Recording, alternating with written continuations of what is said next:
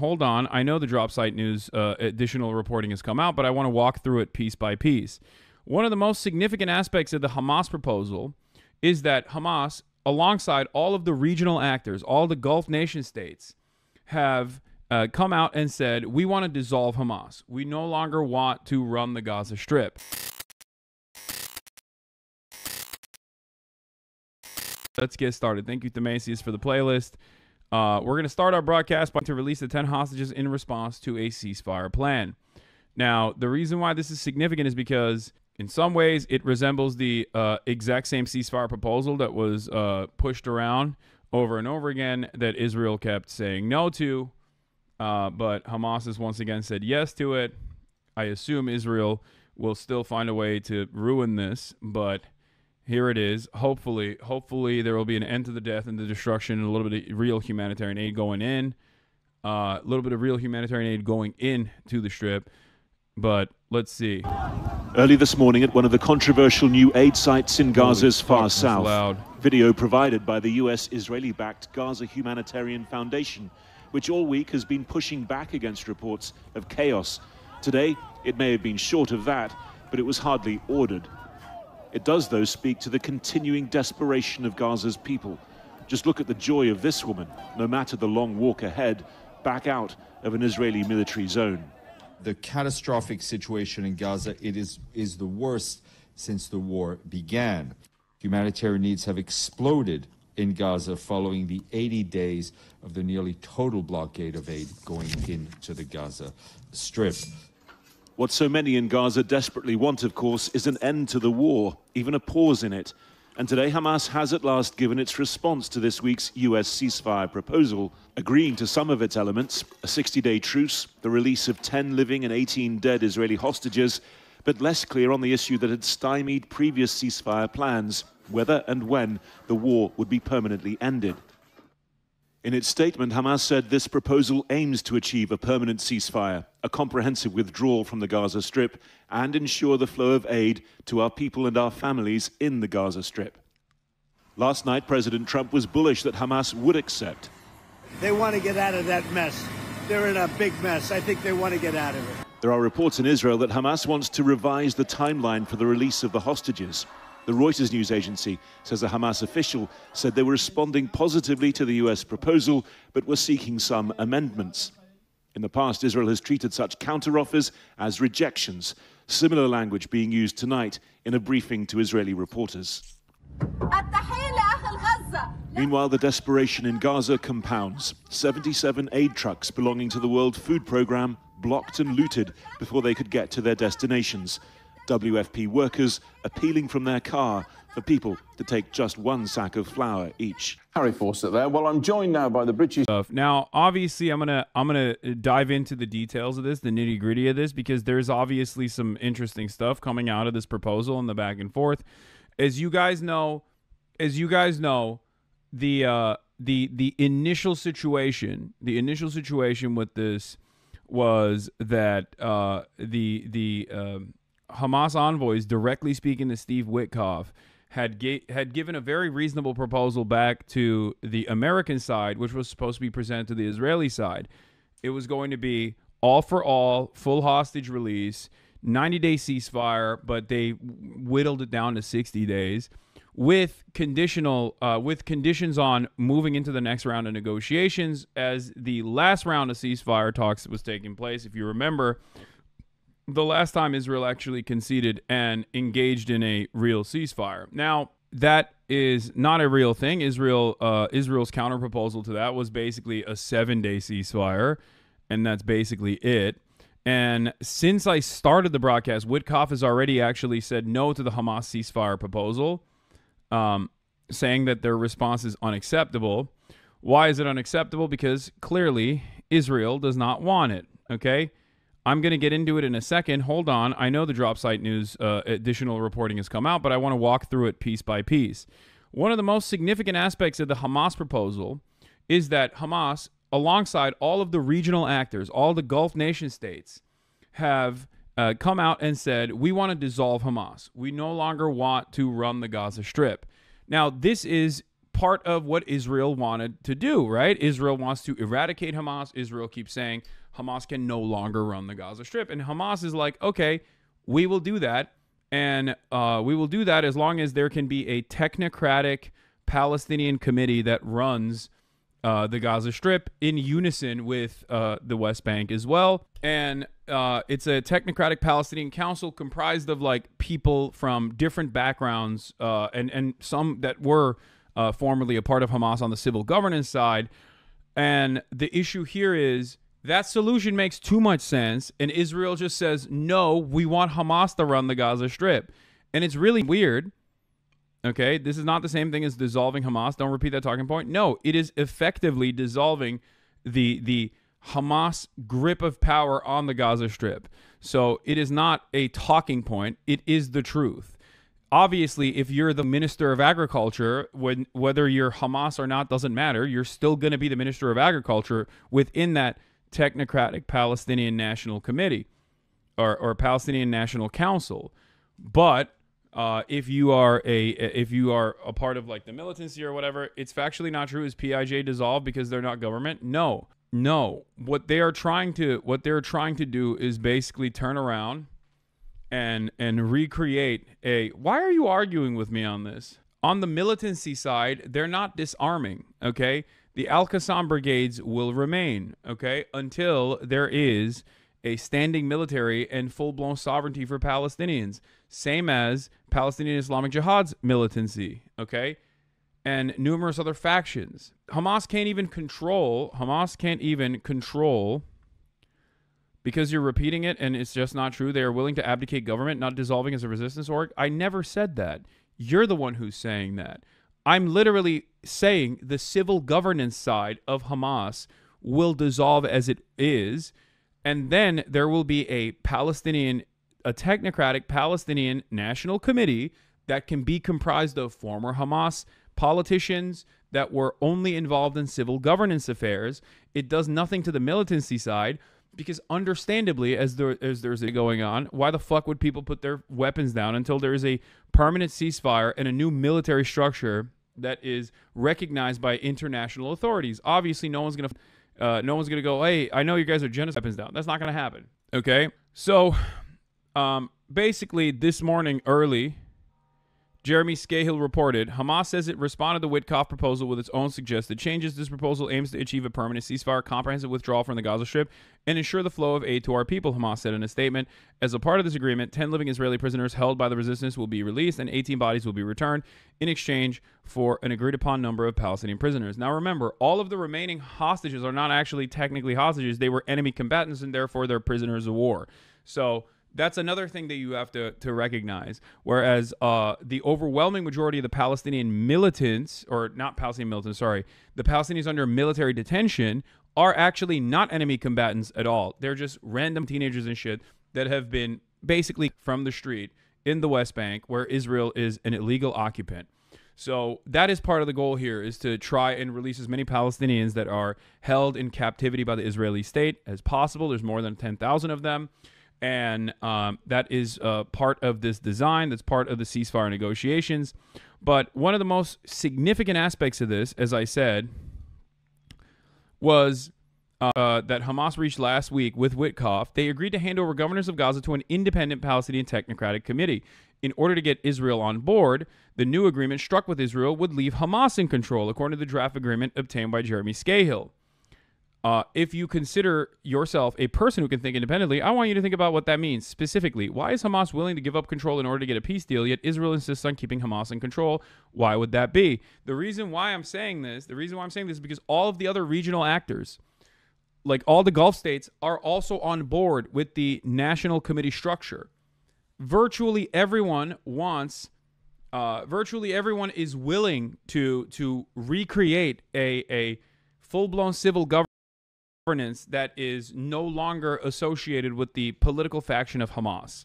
Okay, even if they are former Hamas members, obviously the education minister is going to be a part of the Hamas party, and he is no longer going to be affiliated with Hamas, but still be a part of the education ministry. Like, that makes sense if they haven't been assassinated already, right? So The reason why I point to this is because Israel's ambitions here is to maintain Hamas as a control structure in the Gaza Strip, because they want to use, like they did with the hostages, they want to use Hamas as a reason to continue the ethnic cleansing campaign. And obviously, on the civil governance side, they understand this. They understand that that is the reality, which is why they are saying, okay, we will no longer have political control over the Gaza Strip. We will allow the Gaza Strip to be run by a technocratic Palestinian committee. Okay. Interesting that all the regional players on Hamas included want to dissolve Hamas, but Israel wants to keep Hamas in power to continue its ethnic cleansing of Gaza while framing it as exterminating Hamas. That is the goal for Israel here. And the reason why I'm specifying this, the reason why I'm mentioning this is because it's important to understand their ambitions here, so you understand when they are actually lying, okay? Everything that Israel says obviously is a lie, but this one is a particularly egregious lie, considering that their overall ambition, their number one goal is the permanent eradication of Hamas, right? That's what Israel keeps saying. But also simultaneously, there are internal voices within the Israeli military structure that say there is no functional way of eradicating Hamas. It's a political problem. Hamas is offering a political solution to this political problem, and then Israel keeps saying, no, we have to militarily defeat Hamas. The reason why they're saying that, while simultaneously Haaretz reporting has showed that that they have actually only seized 2,700 small arms. Okay, think about this. Hundreds of thousands dead. Only 2,000 small arms. What does that tell you? It tells you that their ambitions are not about, no shit, eradicating Hamas or fighting a militancy, but instead a complete ethnic cleansing of the Palestinian population. This is something that, what is a small arm? Small arms are weapons that people use. Okay? 2,700 small arms is like one fucking gun nut in America. Obviously. But if they've only secured 2,700 small arms, let's say a lot of that is under the rubble. Let's say that they haven't extracted like, a big chunk of it. Let's say it's 5,000 small arms. That means they've only killed, what, 5,000 enemy combatants? I'm doubling the number here, okay? I'm doubling the number here so that this is more favorable to Israel. Out of the 60,000 that were officially confirmed killed by Israeli bullets or Israeli rockets, okay, tens of thousands still under the rubble and haven't been found. It's obviously an undercount. Lancet estimates put it at far, far larger than this, right? Anyone else notice Hasan been acting more capitalist lately? Yeah, I love capitalism. Lock in, chatter. We're talking about some serious shit here. Yeah, they're just killing children. That's it. They're starving and killing women and children and civilian men and the elderly. And that's precisely what's going on. They're making Gaza deliberately uninhabitable in an effort to permanently displace all of the Palestinians living in Gaza, in the Gaza Strip. In any case, so Hamas says, yeah, we're on board. Here's our counter proposal, and we agree to it, right? Here's the full text of the Hamas statement. After conducting a round of national consultations and based on our immense sense of responsibility towards our people and their suffering, the Islamic resistance movement Hamas today submitted its response to the U.S. Special Envoy Steve Witkoff's latest proposal to the mediating parties. This proposal aims to achieve a permanent ceasefire, comprehensive withdrawal from the Gaza Strip, and ensure the flow of aid to our people and our families in the Gaza Strip. As part of this agreement, 10 living prisoners in the occupation held by the resistance will be released, in addition to the return of 18 bodies, in exchange for an agreed-upon number of Palestinian prisoners. I'm told by sources that Hamas submitted a document in the same 13-point format as the Witkoff term sheets that included more specific language about total Israel withdrawal, a long-term truce, humanitarian aid, and exchange of captives. Interesting, in Hamas's new proposal, it reinserted language that Israel and Witkoff removed that says that Hamas would relinquish all governance and management of Gaza to an independent technical committee of Palestinians. Israel and Witkoff paper didn't mention this at all. So Hamas keeps saying, we are no longer going to have the responsibility of governing the Gaza Strip. Okay? We are no longer going to have the responsibility of governing the Gaza Strip. The civil governance division is effectively dissolved. In their proposal, Israel keeps deleting that from the proposal and saying, no, the fuck you're not. You're still responsible for the Gaza Strip. The reason why they're doing that is because they're openly saying that they're assassinating ministers of agriculture, people that are fucking trash collectors, people that are a part of the civil governance affairs, like people that are part of the civilian police force, and then saying, oh, we're assassinating Hamas. because they want to do that. They want to kill all of the people that effectively ran the Gaza Strip for as long as they did in an effort to further destabilize the Gaza Strip. One must ask the question, why? Why is it that if Israel's final ambition here, stated ambition here, is to effectively remove Hamas from power, eradicate the political grip that Hamas has on the Gaza Strip, and Hamas are saying, okay, we'll relinquish control over the Gaza Strip, why is Israel saying, no, you have to still be in charge of the Gaza Strip? Why do you think that's happening? And now, this. U.S. has rejected the Hamas ceasefire proposal. U.S. Special Envoy Steve Witkoff called the Palestinian resistance group's response totally unacceptable, claiming it only takes us backward. He did not specify which of the amendments Hamas proposed in the Israeli-approved framework that he found unacceptable. Witkoff said the framework backed by Israel is the only way to secure a 60-day ceasefire deal in the coming days. I received the Hamas response to the United States proposal. It is totally unacceptable and only takes us backwards. Hamas should accept the framework proposal we put forward as the basis for proximity talks, which we can begin immediately this coming week. That is the only way we can close a 60-day ceasefire deal in the coming days, in which half of the living hostages and half of those who are deceased will come home to their families, and in which we can have, at the proximity talks, substantive negotiations in good faith to try and reach a permanent ceasefire.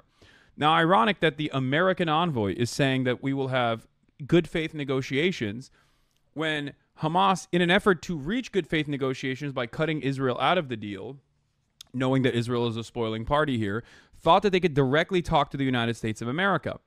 And in an effort to start those talks, they literally got assurances from the United States of America that aid would be let back into the fucking strip after 3 months of starvation.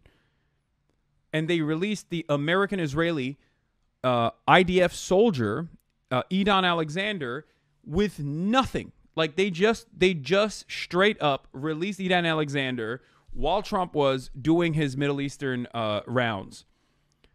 And what did the American envoys do? What did the American government do in response to that good faith prisoner of war release with nothing but a commitment and assurances from the American side? They said, nah, fuck it. Israel can do whatever it wants. Israel angrily retaliated and lashed back out at the Palestinian population once more in the process, while Donald Trump was visiting all the fucking Gulf leaders. So for them to turn around and say, oh, well, I can't believe, like, let's start a good faith negotiation with Hamas, like, it's fucking bullshit.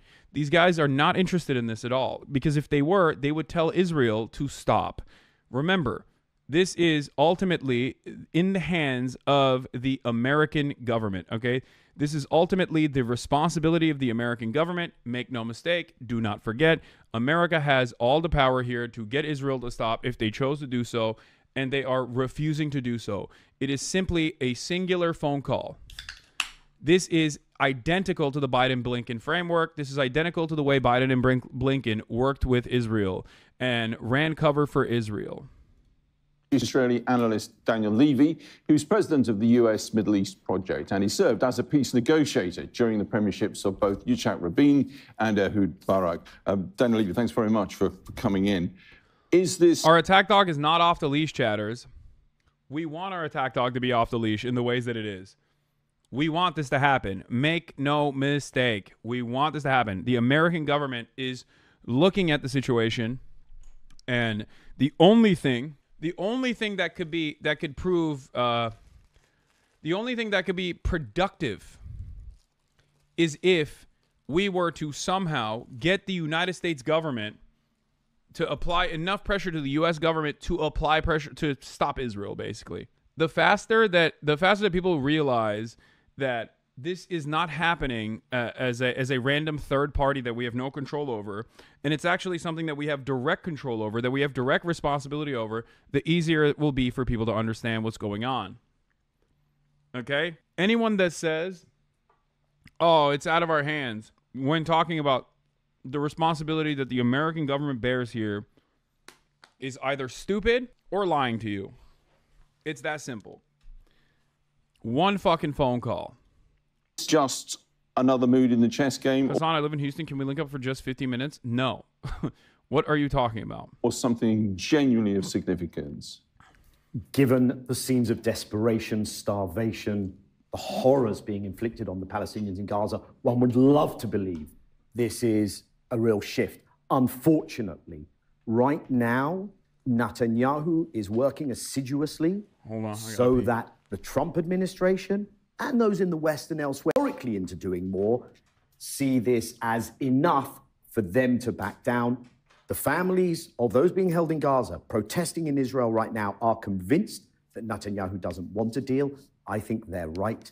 He prefers to be able to blame the other side, because what Hamas are saying is, yes, as long as this is part of a permanent ceasefire, full withdrawal. And that's a no-go for Netanyahu, right? Netanyahu has made it very clear, even after you release the hostages, we will continue. Annihilation. Annihilation. We'll continue with what I think is ethnic cleansing and genocide. But would the US necessarily fall in the line in the way you indicated there? They've gone over the heads of Israel before now to speak directly to Hamas. That's one of the interesting dynamics in play here, Alex. They have. One of the things that's happened these last weeks is that American envoys, and it should be obvious, of course you speak to Hamas. It should be obvious for the UK as well, but they have spoken to the Hamas leadership. Someone called Bashara Baba has been going back and forth. It seems that what he proposed to Hamas and what the envoy we've all been hearing about, Witkoff, closed with the Israelis were different. Hamas has basically stuck to the original agreement. There have been differences between the Trump administration and Netanyahu on the Iran talks, on removing sanctions on Syria, on visiting the region without going to Israel. So could they run out of patience? So far, on the Palestinian front, we're not seeing that. Could they? Yes, there's tension between Israel first and America first. It will probably require other countries to also take more of a lead to close that gap between the words we're hearing in the UK and elsewhere and the actions that are taken. Okay, Hamas, by no means annihilated. They still exist. They're still there, but hugely weakened. That's got to be a factor in negotiations, hasn't it? With the following really important caveats, Alex. First of all, Hamas's long-held position has been, we will hand over governance in Gaza. That should be enough. Hamas's It's pretty wild. I mean, this person is literally an Israeli negotiator, a former Israeli negotiator. Like, it's gotten to a point where current and former Israeli negotiators that have worked within the Israeli government to negotiate directly with Hamas are the voices of reason in this conversation. I guess, like, he's always been a voice of reason in this conversation.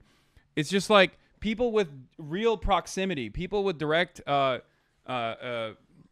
conversations, people who have involved in direct conversations with any part of the governance structure or any part of the Palestinian resistance have an entirely fucking different attitude on the situation than people who do not, or people who are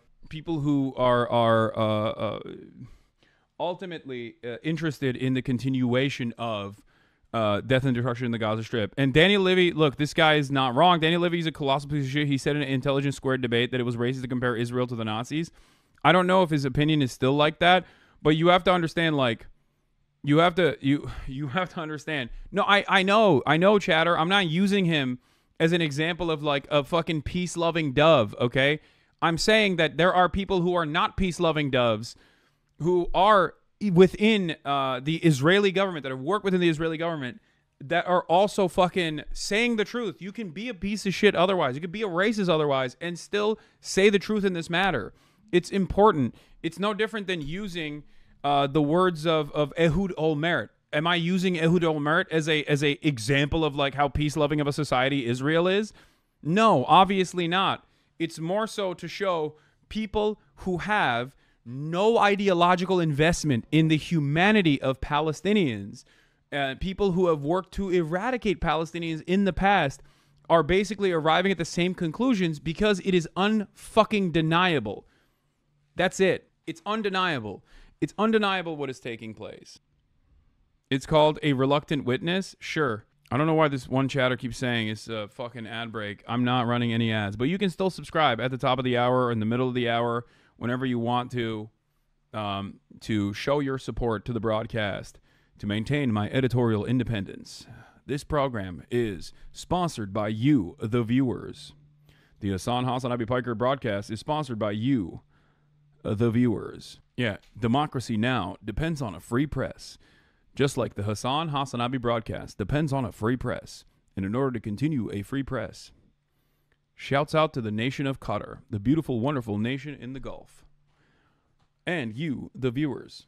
By viewers like you. All right.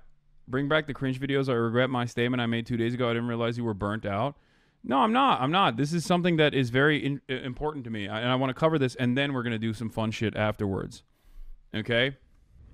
Position, no resistance movement is going to say we will disarm while occupation continues. And most importantly, if the Israeli commitment is whether you give the hostages back or not, we are going to continue to force you into tinier areas, forcibly remove you, and destroy Gaza, then no one will wave the white flag in those circumstances because their own people are going to continue to be genocided.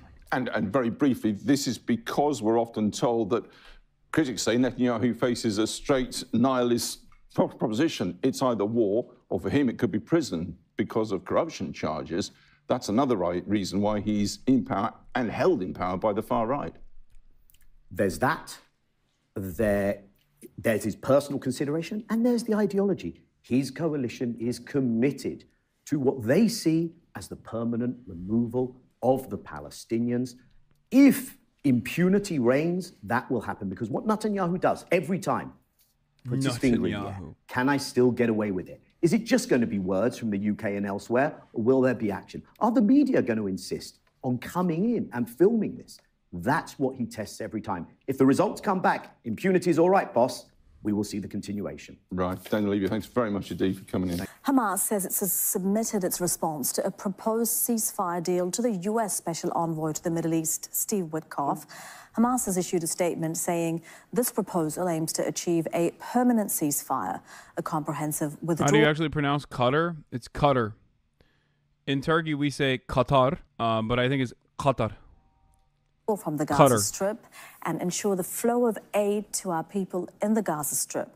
As part of this agreement, 10 living Israeli prisoners held by the resistance will be released, in addition to the return of 18 bodies.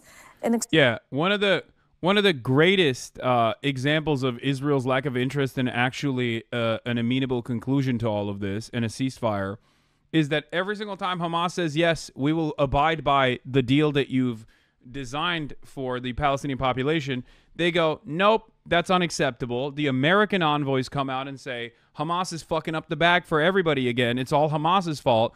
And then Israel further brutalizes the Palestinian population. It's like, you're in a bind at that point. Damned if you do, damned if you don't. If you say no, then Israel says, well, see, these guys are not playing along. They do not want to defend the Palestinian population. They don't want to save the Palestinian population from what? From, Israeli bombardment, but obviously it's like a standalone force on its own, I guess, Who knows? Who knows where the fuck this violence is coming from? But then when they actually do follow through on the ceasefire negotiations and they say, okay, we'll abide by your principles and we also want to dissolve. This is like the thing that you wanted us to do. They go, nope, unacceptable, fuck you, and now we're going to bomb extra hard. So what are people supposed to do in this situation? Because if you recognize that there is a real genocide going on, a real ethnic cleansing campaign that's taking place, which it is, right? If you recognize that, then you understand that these guys are not trying to actually fucking deal with the end. Because an end to the ethnic cleansing campaign means that Benjamin Netanyahu ultimately failed in his overall goals. Okay? He has a limited time in office. And his last act after his 40-year stint is basically the permanent ethnic displacement of Palestinians from the Gaza Strip and a permanent occupation of the Gaza Strip, the West Bankification of the Gaza Strip. That is the goal here, right? So if they don't achieve that goal, if that's the final goal, if that's the final solution that they have, if Benjamin Netanyahu doesn't achieve that, then he's failed in his overall ambition, okay? And not only will he fail on that overall ambition, but also on top of that, if they were to let in international press and outside investigators into the Gaza Strip once a permanent ceasefire takes place, then we will know the full scale of atrocities. Because right now, when you're in here, when you're watching this stream, I obviously still have ultimately a very limited reach. And that limited reach is constantly under threat, regardless, with deplatforming and whatnot. It's just me, Drop Site News, Democracy Now!, basically trying to work in collaboration with journalists on the ground and like content that like Palestinians are creating about their own ethnic cleansing campaign that they are victim to. But once mainstream press gets in there, once Clarissa Ward gets in there, once like CBS, CNN, NBC, and they get in there and they start talking about the conditions on the ground, all of a sudden there will be an entire attitude shift. That attitude shift has already started with the permission structure given to Western press and legacy publishers in the West, where the governments have started criticizing Israel directly. And now all of a sudden you see that attitude shift happening. But that will turn into a tsunami, and Israel knows that. And that is precisely the reason why they are trying to do their very best to continue the bombing until the ethnic cleansing campaign is completed. This is their goal, which is why I always stress you cannot stop the change for an agreed upon number of Palestinian prisoners. Let's bring in our correspondent, Hani Mahmoud. He's joining us live from Gaza City. And those three things mentioned by Hamas are the issues that they want concrete assurances on for any ceasefire deal to go ahead, Hani.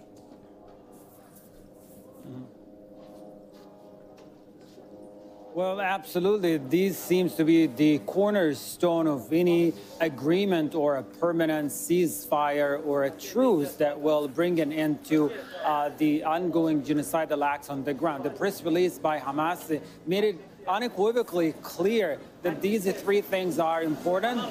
Their response to the mediators was within the framework that will ensure a permanent ceasefire, a full and comprehensive withdrawal of the Israeli military from across the Gaza Strip, from the areas where it's operating aggressively right now, and then ensure the free flow of humanitarian aid into the Gaza Strip. And at this point, just given the pace and the patterns of humanitarian aid and all the surrounding elements to distribution of aid across the Gaza Strip, Gaza is in need of a flood of aid just to make up for the lack of many of the basic supplies for the past months. This will happen, of course, in exchange for 10 of the Israeli captives, 10 living captives inside the Gaza Strip, as well as 18 of the bodies who were killed due to the Israeli airstrikes in the past 20 months as the Israeli military continued targeting areas.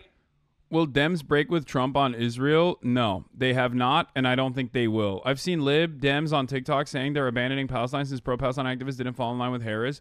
But where Harris actually been different, will Dems break with Trump on Israel? It's insane given the vibe shift that they're still falling in line. No, because the Democratic politicians do not care about the Democratic wishes of their base. They do not care about the broader wishes of the American population either.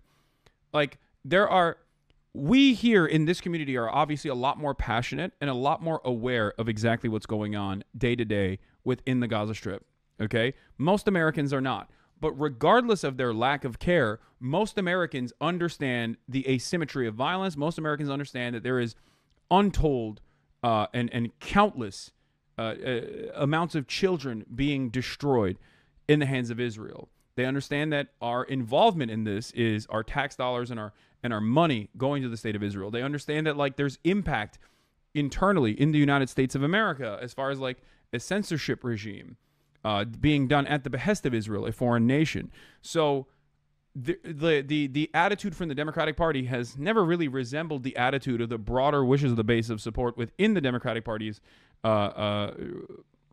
voter base for any issue, whether it be healthcare, whether it be increasing minimum wage, or whether it be offering any sort of real solution to the housing crisis, right?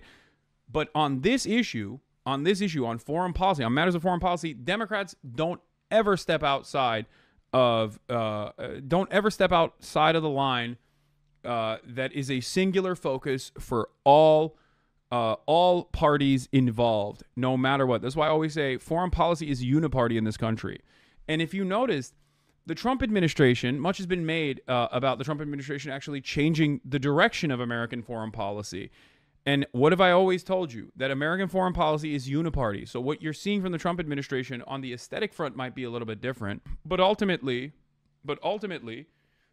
especially when it comes to the State Department's ambitions in the region, their grand design in the region that revolves around Israel dominating and ethnically cleansing the entirety of the Gaza Strip, they are completely in line. The Democrats and Republicans are completely in line with one another. This is why you're seeing, with some aesthetic differences, you're seeing basically the same exact outcomes and the same exact style of consistently blaming Hamas for Israel's ceasefire violations and Israel's lack of interest in following through on a reasonable ceasefire negotiation, in the exact same way that the Blinken-Biden team-up did for the first year of the ethnic cleansing campaign.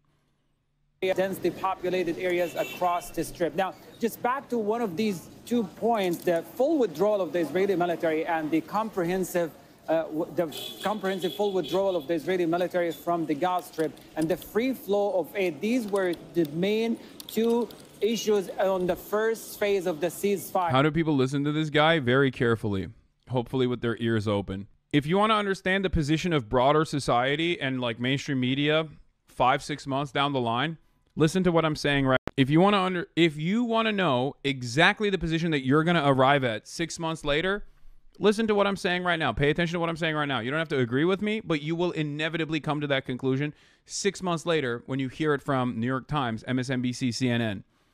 6 months ago, everything that I was saying was seen as completely unacceptable, and now it's perfectly acceptable in mainstream media. How did that happen? Okay. We know during the 42 days of the agreement in January, the Israeli military failed to live up to the terms of the agreement, did not allow the flow and a free flow of humanitarian aid into the Gaza Strip, including much needed heavy machinery and equipment and other basic necessities needed for the hospitals to ensure their continuity and operations across the Strip. There was also no attempt by the Israeli military to withdraw from areas that it occupied right after October 7th, and many of the people were unable to return to their homes in the eastern part of the Gaza Strip and the northern part of the Strip, as well as the city of Rafah. Let's remind our viewer, during the 42 days of the ceasefire agreement of January, more than 60% of Rafah city was under the Israeli military control and was effectively in line of Israeli fire. So more than half of the population of Rafah city could not make. America stands with Israel because of the implications of not doing so. If the American government can be pressured by its populace on foreign policy, then it's a terrifying prospect for American planners that they could be pressured on other areas. No, I don't disagree with you on that. But also on top of that, I think beyond like recognizing that public pressure works, which is really scary for them, the other side of the story is also that if Israel is prosecutable, then maybe America is prosecutable for the same exact war crimes and the continuation of Israel's genocide, which America has basically played a formative role in. There's also that fear that Americans have. That's why they were so aggressively pursuing the International Criminal Court and the International Court of Justice for the dual prosecutions that are taking place, both on Israel doing a genocide in Gaza and also Israeli leadership doing war crimes in their pursuit of genocide in Gaza. That is also terrifying for them. The other side of the story also is their lack of interest in changing trajectory. American foreign policy is directional. Once they set out their 10-year project or 15-year project, or with Israel, it's a 77-year project at this fucking point. Once they set out to do this, it's very hard to switch gears. It requires a tremendous amount of pressure. It requires a pressure from other states pressuring the United States to change trajectory. It requires a tremendous amount of pressure from the American public constantly fucking protesting against the American state in an effort to change trajectory. Like, it requires a lot, and it doesn't happen overnight. This is an incredibly difficult process, and I try to explain to people, like, there's an immense death toll associated with this movement. And I understand feeling discouraged, and I understand feeling like no change is happening, so why even bother? But the reason why I constantly stress the importance of maintaining pressure, protesting, putting bodies on the streets, engaging in direct action, the reason why I stress the importance of that is because they want you to feel nihilistic. They want you to feel discouraged. They want you to stop doing this so that there is no penalty, so they can get away with this ethnic cleansing campaign. Even if there is no immediate solution, even if this does not magically overnight turn around, you still have to maintain that revolutionary optimism, recognizing that, yes, it is a marathon and not a sprint, and that change happens marginally. It might feel like it happens overnight when it actually happens, but change happens through immense pressure. Sometimes that takes fucking decades. All things considered, the attitude shift against Israel becoming a pariah state in terms of 77 years of dedicated special interest groups and tremendous amounts of money spent on propaganda, okay? Setting up organizations with immense influence, organizations that had tremendous institutional power, okay? All of that fell by the wayside because people recognized Israel's ambitions in the Gaza Strip were simply genocide and not a matter of self-defense.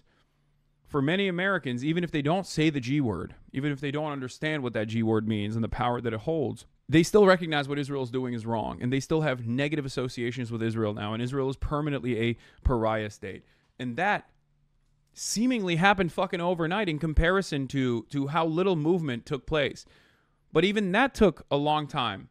How did that happen? In 2021, a lot of the NGOs that are involved, both inside of Israel and also all around the world, openly stated that Israel was an apartheid state.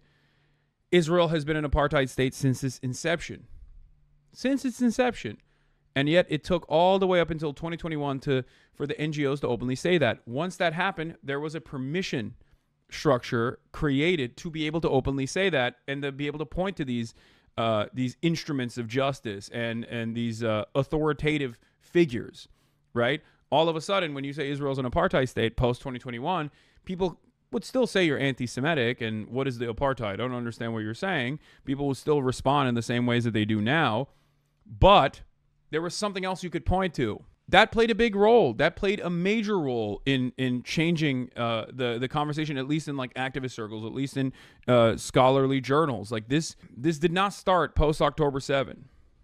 Way back. So once again, we're seeing these terms, these three are strongly visible in the response of Hamas, and the hope now the Israeli military will give a positive reaction to this, and from that point things can move forward. Without that, of course, things are going to be at the still point. And as the Israeli military made it 2 days, it has the intention of expanding the military offensive across the Strip. And of course, throughout the day, just hours before this press release, close to 10 residential buildings have been destroyed. The whole entire commercial street in Old Gaza City was destroyed due to the ongoing bombings. And that did not stop, of course. And as we talk, there are more of the drones, more of the fighter jets are hovering and patrolling the skies of the Gaza Strip. Hani, thank you very much for that update. That is Hani Mahmoud with the latest live in Gaza City. Let's take a closer look at the situation inside Gaza now. 81% of the Strip is designated as a military or no-go zone by Israel. That means 19% is a so-called safe zone, which Israel regularly bombs. Yeah, by the way, there's no safe zone.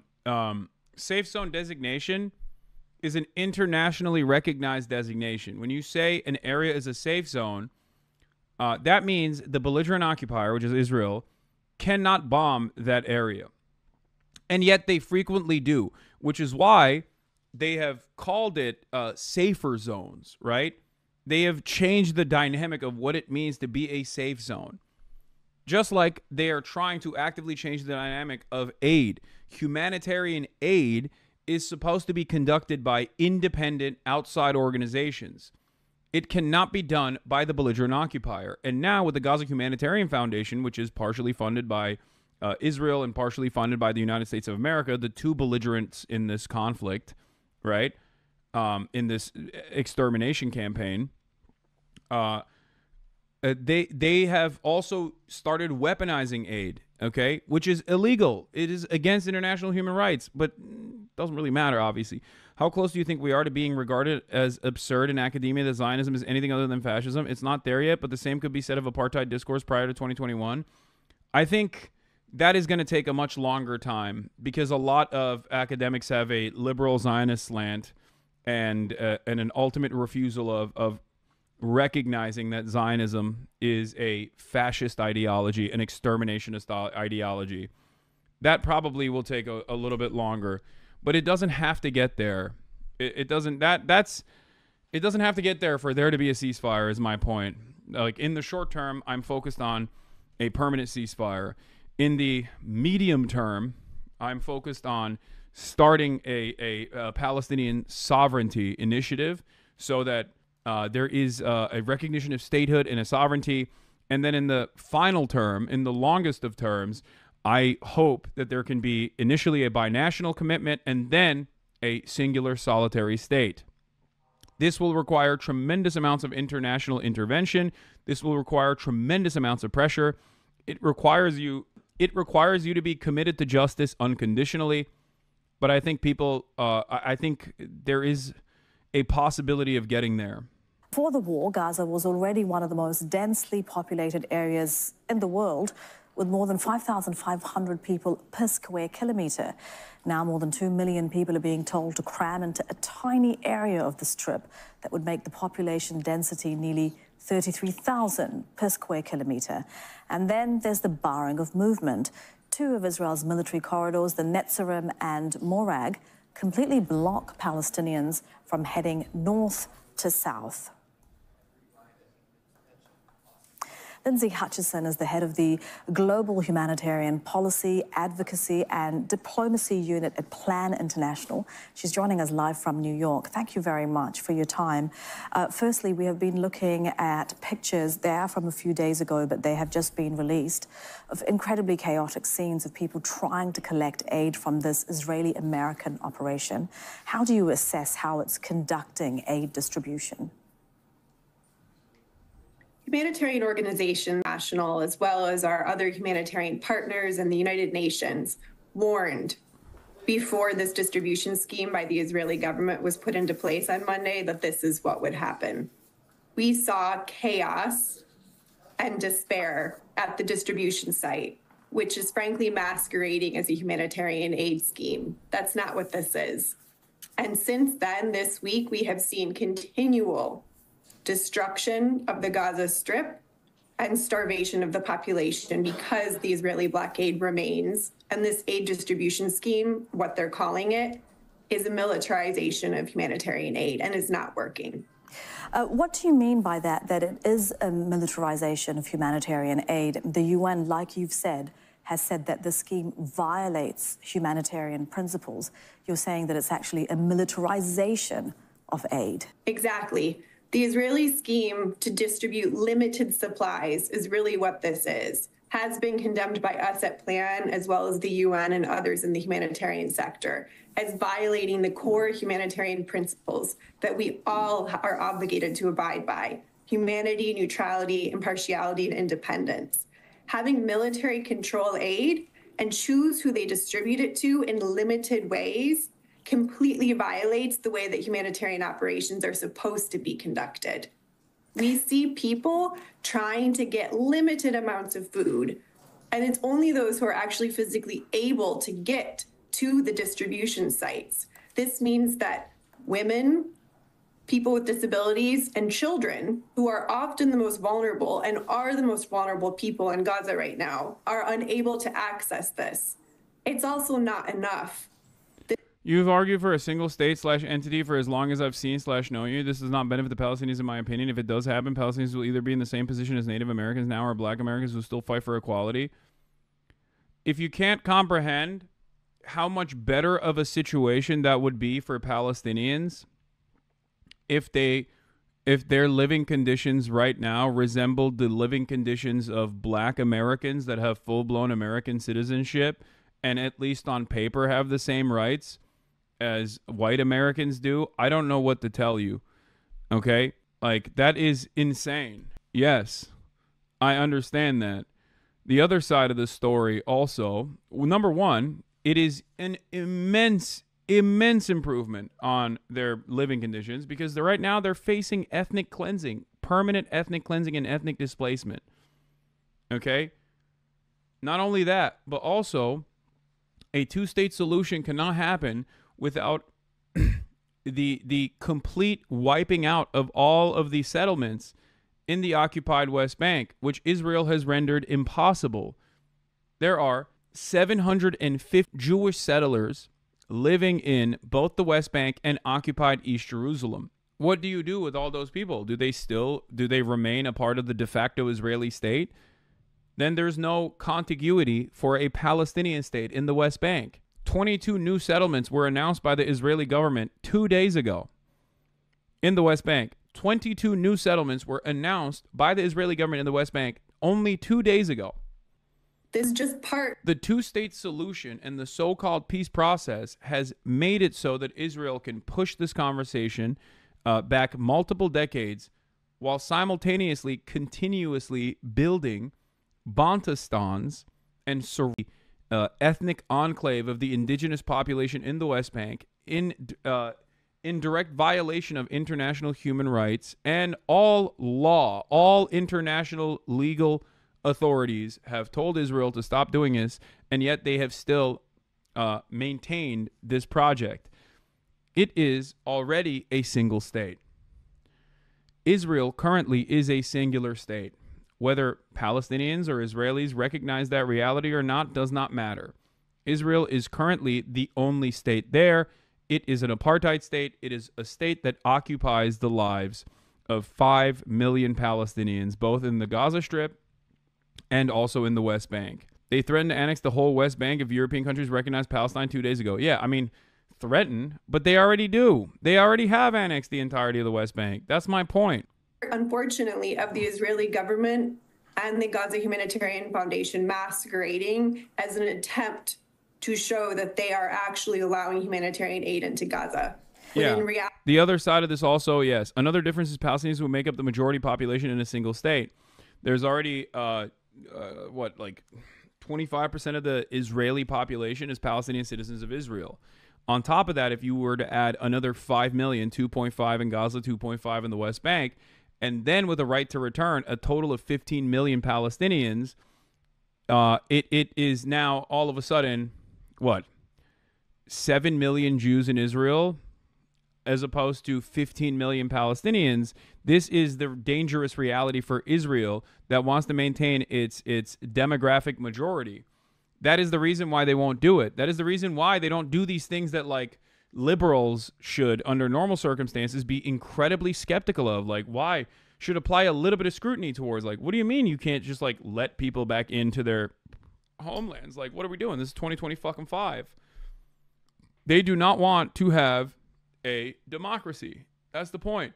You can either have an ethno-state or you can have a democracy. You can't have both. You can't have a democratic ethno-state, at least in Israel, okay? There are, quote-unquote, democratic forms of governance in other countries that also resemble ethno-states, that have ethno-state style immigration, anti-immigration policies, like Japan, but they did their ethnic cleansing of the Ainu population decades prior, okay? Centuries ago. That's it. And that was completely unacceptable when they did it. But the reality is, just because something happened in the past and it was unacceptable doesn't mean that you get to do it right now in broad fucking daylight.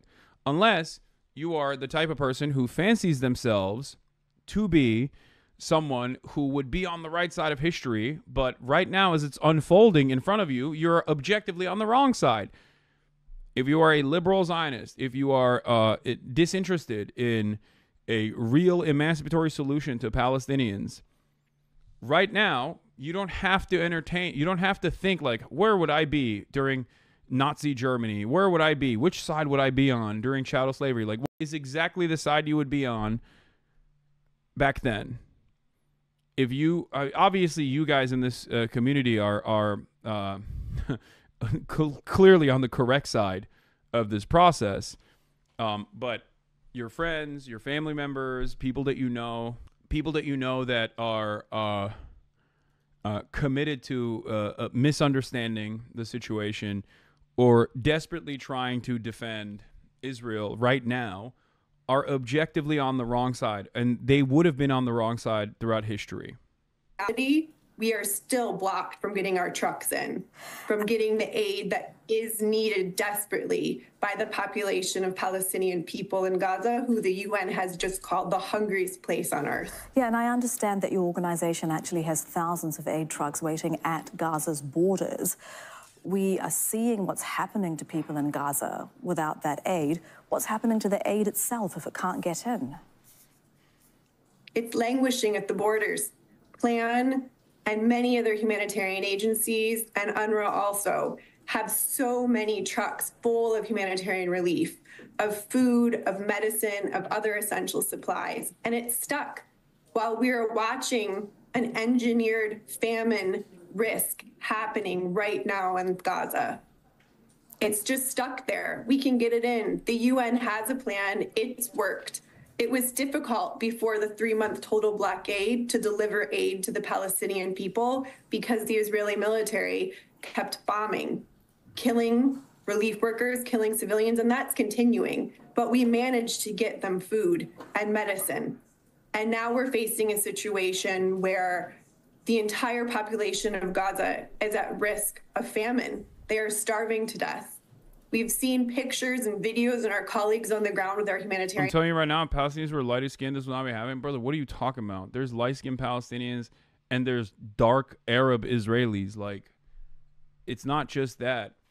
Obviously, like, Ashkenazi Jews are the dominant international facing side of Israel for the most part, and they are white.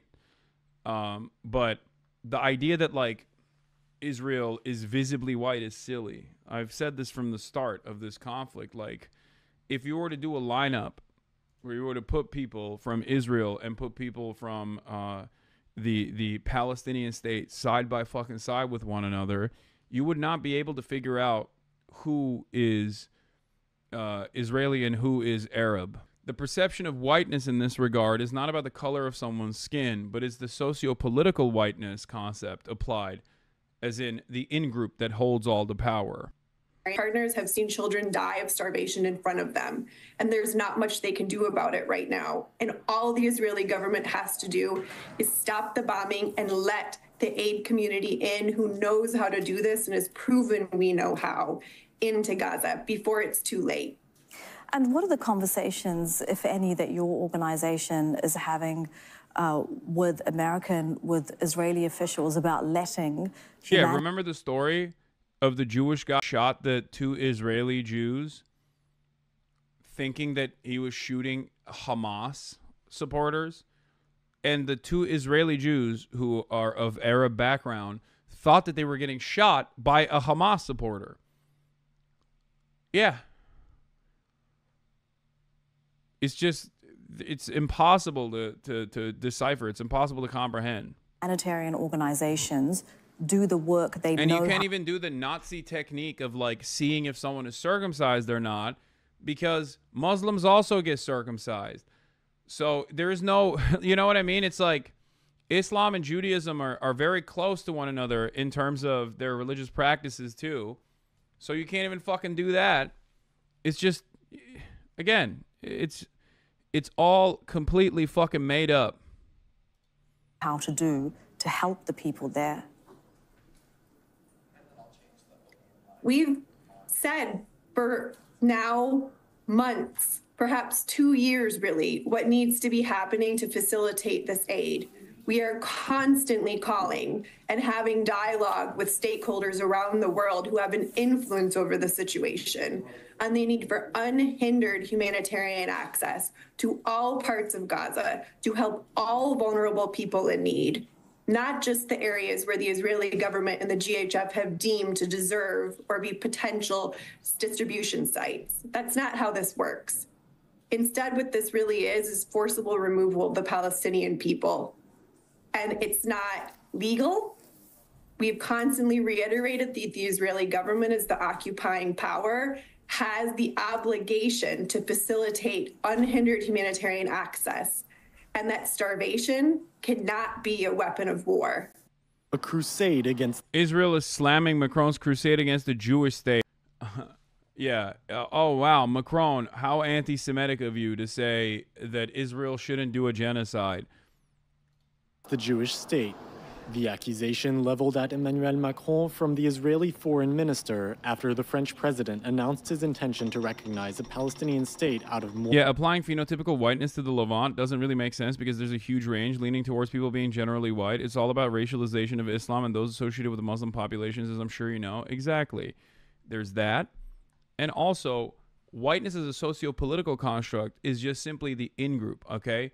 It's like how in India, the Brahmin are considered the white class, even though in the Western world, Brahmin Indians that come to the Western world are not treated as though they are a part of the fucking in-group or a part of the dominant force. They're treated as brown. Sometimes they're even mistaken for being fucking the racist meme is like, are you a 7-Eleven brown guy or are you a 9/11 brown guy? Like, that's it. There is no...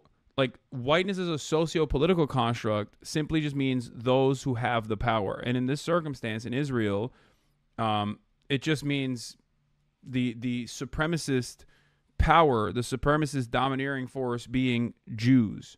In Israel, it is Jewish people. It is their own desired and stated statewide demographic configuration.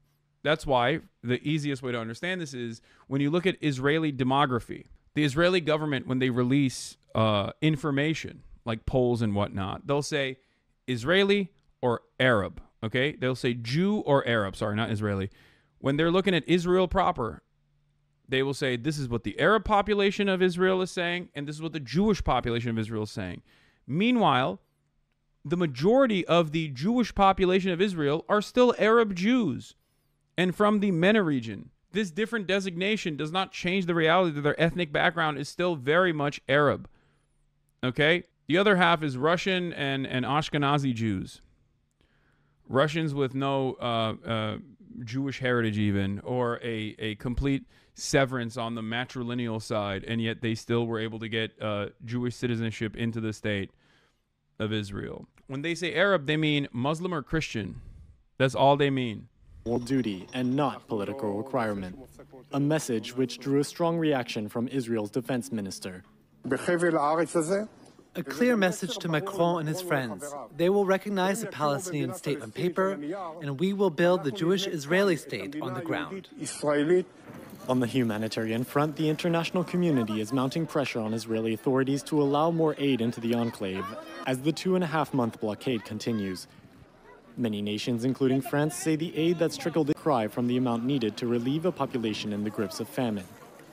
Several European countries are now threatening Israel with sanctions and a re-examination of the EU-Israel Association Agreement. If there is no response that answers proportionately to the humanitarian situation in the coming hours and days, we will obviously have to take a tougher collective stance. That is, to put an end to the current processes that have no regard for human rights and apply. What do you mean? You should have done that months ago, dumbass. The fuck do you mean? Oh, wow. If Israel doesn't let in humanitarian aid, we're going to have to take a more aggressive stance. I mean, look. Western leadership is fucking spineless and they're useless, but it's still positive. It's a positive shift. It's like I constantly find myself in this weird position where on the one hand, I'm like, come on, dude. A day late, $1 short here, don't you think? But also simultaneously, it's still a good thing because this, again, releases a pressure valve and allows people to openly, freely talk about these matters, okay? Appliquer des sanctions. Meanwhile, the United States has announced a plan for a 60-day ceasefire, a proposal that Israel has accepted according to the White House. But Hamas, for its part, continues to demand the total withdrawal of Israeli troops from the besieged enclave and a definitive end to the war. What is this? Why is this so low, the audio? Okay, so ex-Netanyahu official has an outburst on Sky News host. Professor Jacob Nagel, former acting national security advisor to the Israeli Prime Minister Benjamin Netanyahu. Thank you so much, Mr. Nagel, for joining us here on the program. You heard she's been cooking too. There, Martin Griffiths, describing the situation in Gaza now as genocide. I also want to. You mean the Hippocrates, Marty? It's so nonsense. It's saying so much. Okay, well, we can get to that. If you just allow me. Like her saying genocide on Western news is crazy. I never thought in my lifetime we would have Western reporters on like Sky News, or like the BBC still doesn't do it, but the fact that you have Western reporters saying genocide to what Israel is doing is crazy, okay? I know so much death and destruction has taken place, and I know the human toll on this obvious shift is insurmountable, is unimaginable. But this is a fucking major tide shift, okay? The only Ian Miles Chong tweet that I will ever like, Chong admits that Hasan Piker has won, and most people agree with him, and that Hamas is better than Israel. The fact that this makes Ian Miles Chong sad is icing on the cake. Hasan Piker is now saying the quiet part out loud, that Hamas is good, actually. The streamer has 2.9 million followers on Twitch, and major profiles in New York Times, CNN, NBC, Vox, Rolling Stone, et al., seeking his wisdom on how Dems should reach young people. Is this how? His narrative has won. Most people agree with him, sadly. And it's not that my narrative is won. It's just the fucking truth, okay? That's it. It is the truth. You can't do a 19-month ethnic cleansing campaign and expect people to not recognize that the party that is doing the ethnic cleansing campaign is worse than the party that is resisting against that ethnic cleansing campaign. Yeah, also, I have been saying this since October 8th. It's not like this isn't new. For the record, I have been saying this since October 8th, 20 is true. I sometimes jokingly say I'm a lesser evil voter, and obviously Hamas is the lesser evil here. It's not new. It's just that more people are recognizing that this is the truth. That's the difference. There is no like narrative shift.